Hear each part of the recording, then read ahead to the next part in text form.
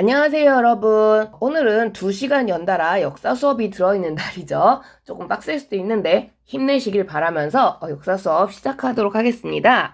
우리가 지난 시간에 조선이 드디어 문을 열었어요. 문호개방이라고 해가지고 10년 동안 유지했던 쇄국 정책을 버리고 고종이 이제 직접 정치를 하면서 외국에게 조선을 개방하는 그런 모습을 보이게 되는데요. 그 중에서도 가장 첫 번째로 일본에게 문을 열면서 일본과 강화도 조약이라는 걸 맺는 것들에 대해서 봤었는데요. 자, 이 강화도 조약 대표적으로 4개 조항을 중심으로 살펴봤었는데 첫 번째로 맺은 조약이란 점에서 조선이 문을 열 수 있는 스타트 라인에 해당하는 아주 큰 의미를 지니는 조약이지만 안타깝게도 우리의 부족한 조약에 대한 경험 그리고 아직까지 국력이 좀 약하다 이러한 여러 가지 상황이 겹치게 되면서 상당히 문제가 많은 불평등 조약으로 체결이 됐었다라는 내용을 봤었죠. 그러면서 선생님이 4가지 조항이 어떤 식으로 불평등했었는지를 하나하나 설명을 해줬었는데요. 잘 정리했을 거라 믿고요.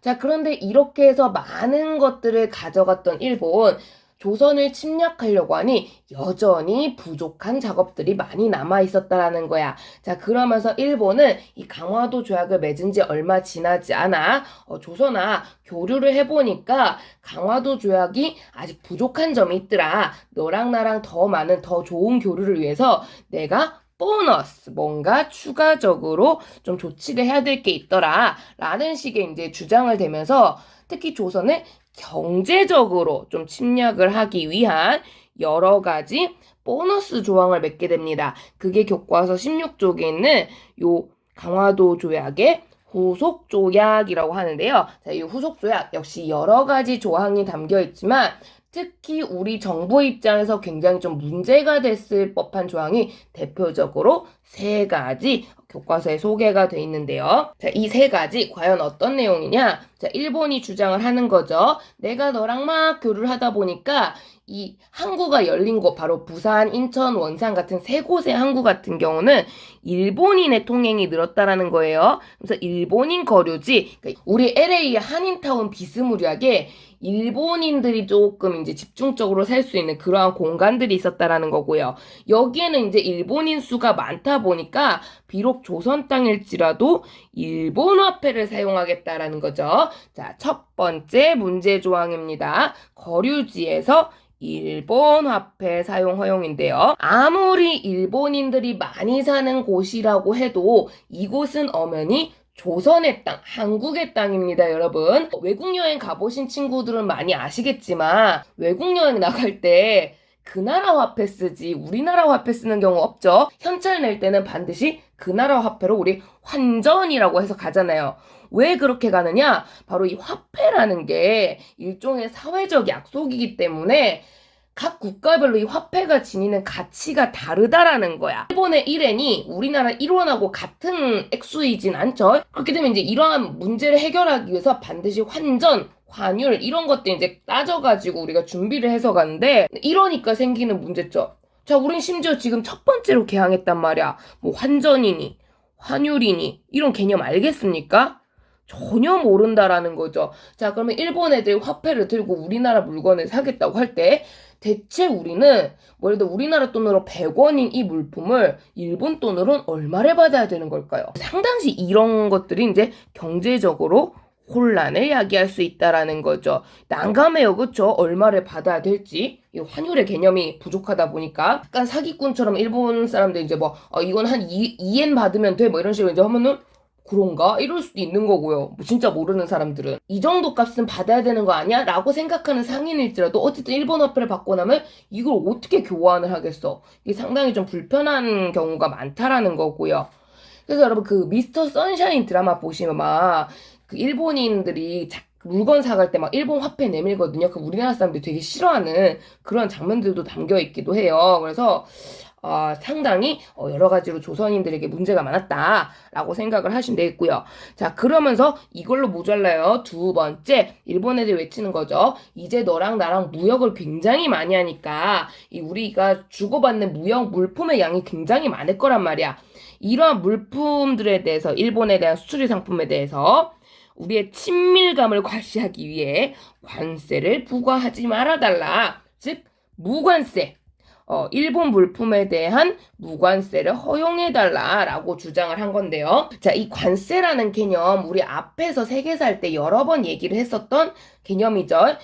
주로 특히 수입 상품에다가 이 관세를 붙임으로써 물품의 가격을 높여서 여러 가지로 우리나라 물품을 지킬 때 주로 보호무역 같은 거 할 때 많이 이제 활용을 하는 그러한 장치라고 얘기를 했어요. 근데 지금 일본은 이 관세를 없애달라고 했다라는 거야. 그러니까 우리는 일본 물품에 대한 그 어떤 관세도 매길 수 없다라는 거고요. 이 얘기는 바꿔 말하면 일본 물건의 가격이 싸진다라는 거지. 이제 가격이 떨어지는데 그러면 선생님 우리 입장에서는 싼 물건 사면 좋은 거 아니에요? 라고 할 수도 있겠지만 당장은 좋을 수도 있죠. 근데 문제는 이때 일본하고 우리나라 기술력 차이가 좀 있거든요. 이때 일본이 우리보다 먼저 문을 열었고 먼저 여러 가지 이제 서양의 과학 기술 같은 걸 도입하면서 우리에게 없는 여러 가지 신기한 물건이라든가 우리보다 더 빨리 더 편리하게 물건을 생산하는 방식이라든가 이런 것들이 일본에겐 있지만 아직 우리에겐 부족하단 말이야.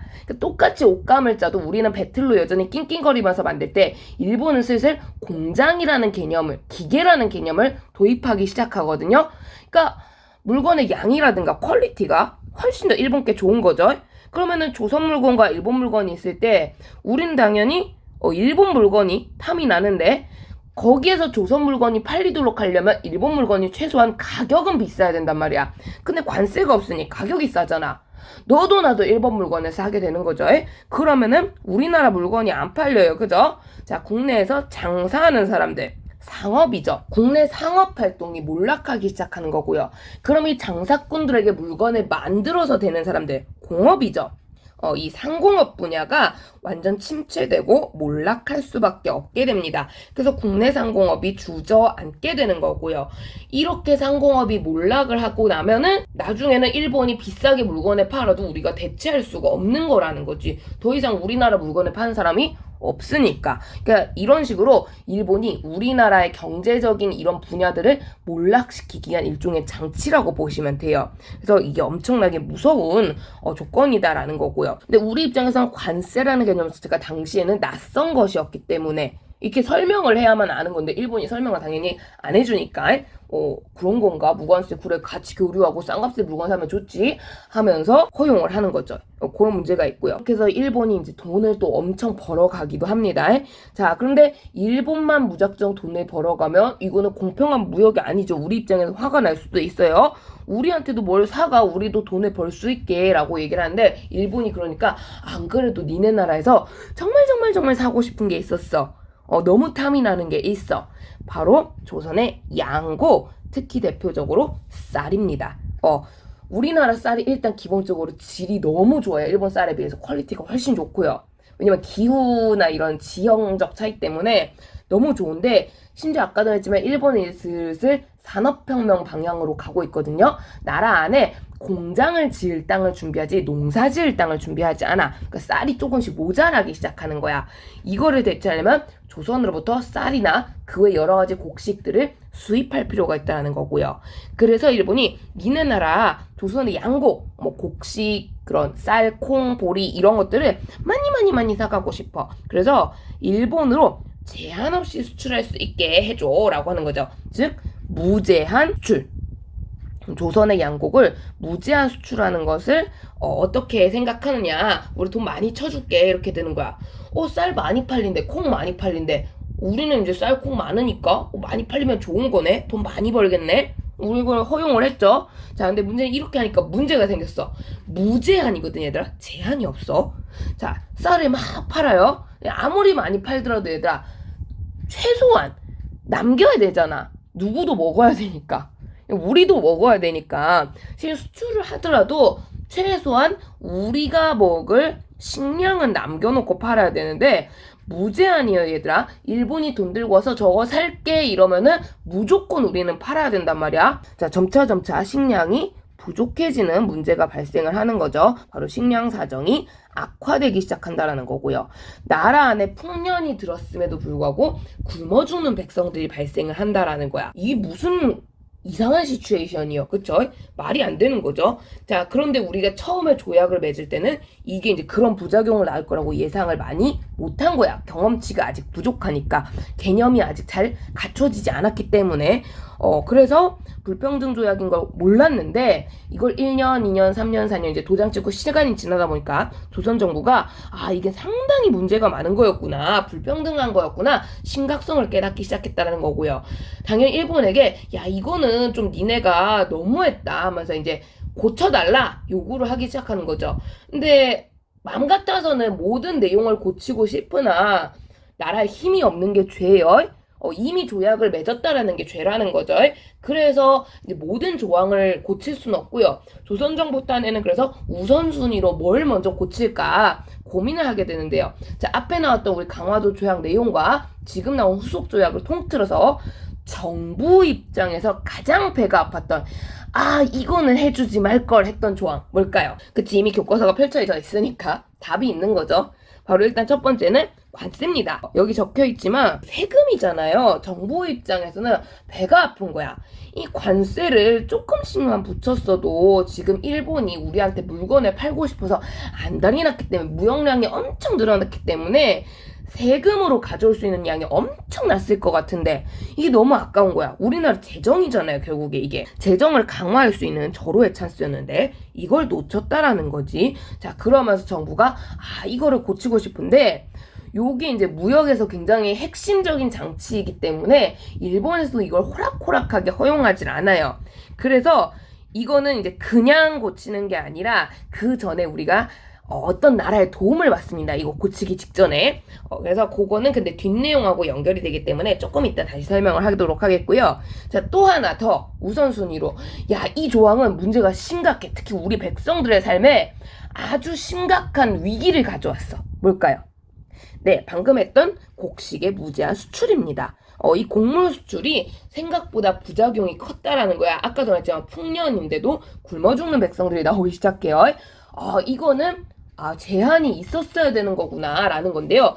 문제는 근데 이 무제한 수출에 대해서 지역별로 약간 반응이 달라요. 왜냐면 진짜로 쌀이 넘쳐나는 지역, 예를 들어 이제 우리 삼남지방 같은 곳이죠. 경상도, 전라도, 충청도 같은 곳은 쌀이 워낙에 많기 때문에 이걸로 또 돈을 많이 버는 사람들이 있긴 있거든. 이 사람들 입장에서 수출이 많이 되면 그닥 나쁠 건 없다라는 거야. 근데 함경도라든가 병안도라든가 이런 날씨가 추운 지역, 좀 험난한 지역은 쌀이 조금만 팔려도 답이 없다라는 거죠.